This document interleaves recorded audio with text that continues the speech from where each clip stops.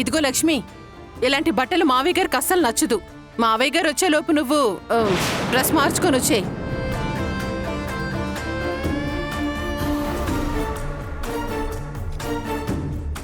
రాను రాను ఈ ఇంటి విలువలన్నీ మట్టి కొట్టుకుపోతున్నాయి. ఈ డ్రెస్ ఏంటి, ఈ అవతారం ఏంటి? బ్రహ్మదేవర కుటుంబంలో పెళ్ళైన ఆడవాళ్ళు ఇలాంటి బట్టలు వేసుకోవడం నేనెప్పుడూ చూడలేదు.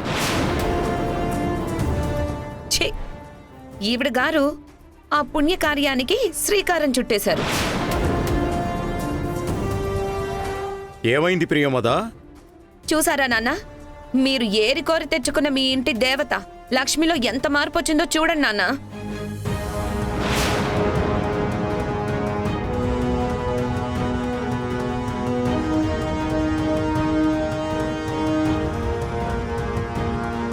మన కుటుంబం గురించి తెలిసి కూడా ఇలాంటి బట్టలు వేసుకోవడం వెనుక ఉద్దేశం ఏంటో నాకు అర్థం కావడం లేదు.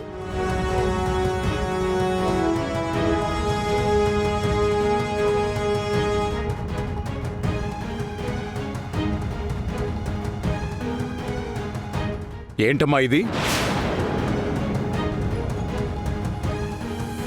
ఈ డ్రెస్ వదింది కాదు తాతయ్య, నాది.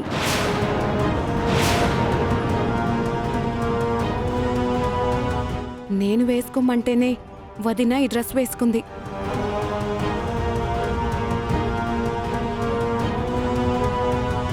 ఈ మధ్య నీకు కూడా పిచ్చి ముదురుతుంది ఐషు.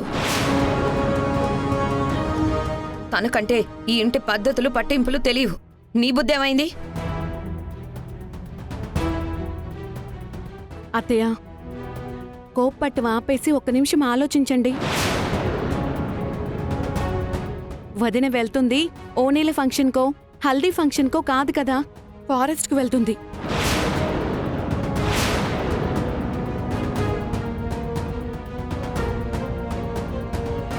ఫారెస్ట్ అన్నాక ముళ్ళ కంపలుండొచ్చు, రాళ్ళు రప్పులుండొచ్చు, ఎత్తుపల్లాలుండొచ్చు. అలాంటి చోట కొంచెమైనా కంఫర్ట్గా ఉండాలి కదా అత్తయ్య.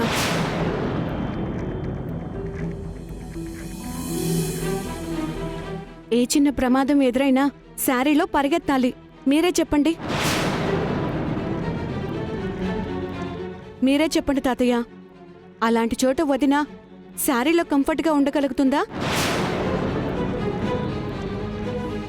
ఇలాంటి డ్రెస్సుల్లో కంఫర్ట్గా ఉండగలుగుతుందా?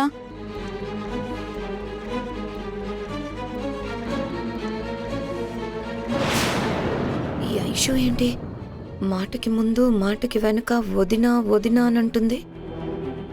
కొంపతీసే ఇది పార్టీ మారిందా ఏంటి? పెద్దయ్య, నాని బట్టలు వేసుకోవడం వల్ల మన కుటుంబ మర్యాద తగ్గిపోతుందంటే నాకీ వద్దు పెద్దయ్య.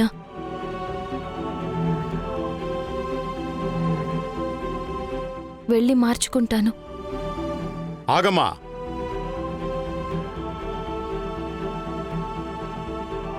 కుటుంబ మర్యాద అనేది ఖచ్చితంగా మనం వేసుకునే దుస్తుల్లోనే ఉంటుంది. అలా అని ఆ దుస్తుల్లోనే మర్యాద ఉంటుందనేది నేను నమ్మను. పెళ్లిలాంటి శుభకార్యాలకి పట్టుబట్టల్లో వెళ్తాం.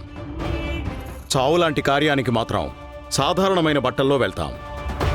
ఇంట్లో ఉన్నప్పుడు ఒకలాంటి దుస్తులు వేసుకుంటాం. ఐశ్వర్య చెప్పినట్టు అడవుల్లో తిరగాలంటే ఈ దుస్తులే సరైనవని నాకు అనిపిస్తోంది.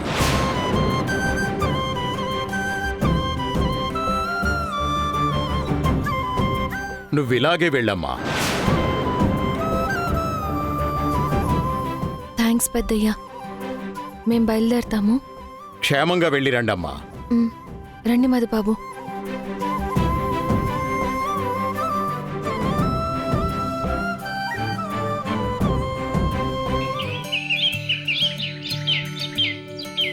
Wow, beautiful.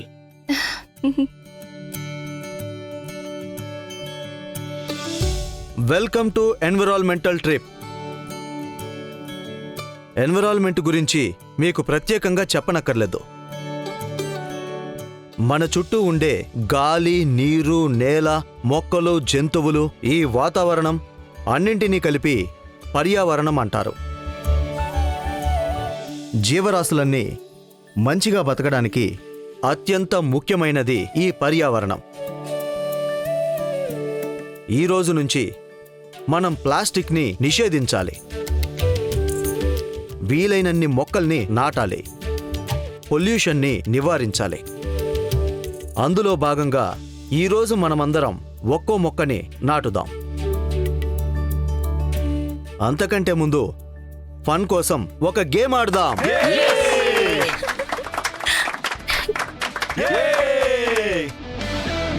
ముందుగా మీరందరూ జంటలుగా విడిపోవాలి.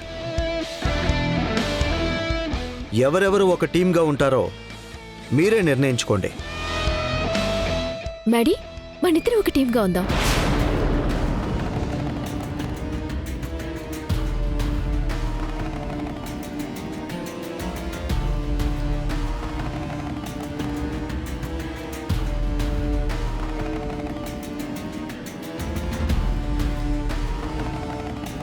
ఫైనల్గా మీరిద్దరూ మిగిలిపోయారు.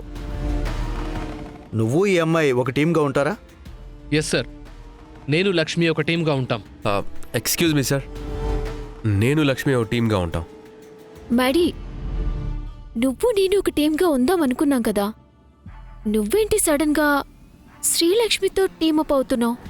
అదేం లేదు త్రిష, మన డ్యాన్స్ కాంపిటీషన్లో నువ్వు సీనియర్తో టీమప్ అయ్యావు కదా, ఇప్పుడు కూడా నువ్వు సీనియర్తోనే టీమప్ అవ్వు. నేను లక్ష్మి కలిసి ఒక టీంగా ఉంటాం. సర్లే వదిలే త్రిష. పాపం మ్యాడీ శ్రీలక్ష్మి లేకుండా గెలవలేడనుకుంటా.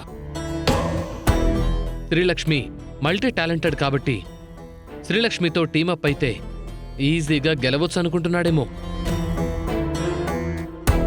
అంతలే సీనియర్, లక్ష్మికి ఫారెస్ట్ గురించి, ఈ ఫారెస్ట్లో ఉండే గుంట నక్కల గురించి పెద్దగా తెలీదు. పల్లెటూరు అమ్మాయి కాబట్టి గుంట నక్కలకి దొరికిపోతుందేమోనన్న భయం నాది. అందుకే ఆ గుంట నక్కల నుండి సేవ్ చేయడానికే లక్ష్మితో టీమప్ అయ్యాను. మరి గుంట నక్కల నుంచి నన్నెవరు సేవ్ చేస్తారు మ్యాడీ? గుంట నక్కలు నీ జోలికి రావులే త్రిష. లక్ష్మి, నేను నువ్వు టీంగా ఉండడం నీకు ఓకేనా? కొత్తగా అడుగుతున్నారేంటి మధుబాబు, మనం ఎప్పుడూ ఒకే టీం కదా. మీరు నా చేయి పట్టుకుంటానంటే నానొద్దంటానా చెప్పండి? నువ్వెందుకు వద్దంటావి? వద్దను. నీ నుండి మ్యాడీని ఎలా దూరం చేయాలో నాకు బాగా తెలుసు. ఓకే సీనియర్, మనిద్దరం ఒక టీంగా ఉందాం. డాన్స్ కాంపిటీషన్లో ఓడిపోయిన మనం ఇక్కడ గెలిచి చూపిద్దాం. చూద్దాం. సరే, ఇక గేమ్ స్టార్ట్ చేద్దామా?